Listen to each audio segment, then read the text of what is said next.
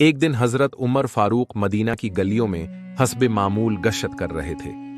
उनका मामूल था कि वो रात के वक्त मदीना की गलियों में चुपचाप घूमा करते ताकि मालूम हो सके कि रियाया किस हाल में है। उसी दौरान उन्हें एक झोंपड़ी से बच्चों के रोने की आवाज आई।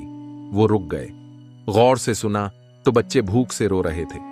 हजरत उम्र आहिस्ता से उस झोंपड़ी के करीब गए और झरोके से झांक कर देखा। एक बूढ़ी औरत चौलाहे पर हांडी रखे बैठी थी और बच्चों को दिलासा दे रही थी, बस मेरे लाल, थोड़ा सब्र करो, खाना तैयार होने ही वाला है।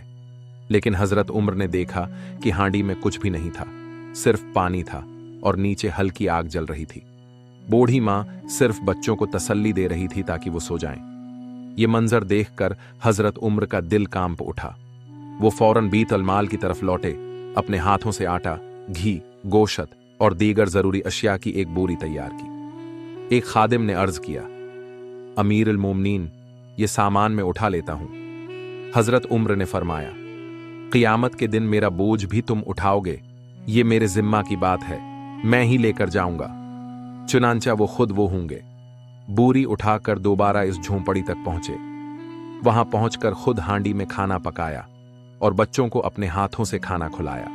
जब बच्चे खुश होकर सो गए, तब जाकर हजरत उम्र ने सुकून का सांस लिया। बूढ़ी औरत ने हजरत उम्र को पहचाना नहीं, लेकिन खुश होकर कहा, काश हमारा खलीफा भी तुम जैसा होता तो हमें ये दिन ना देखना पड़ता। हजरत उम्र ने सिर्फ मुस्कुराकर कहा, अगर खलीफा ऐसा ना हो तो उसे खलीफा रहने का हक भी नहीं।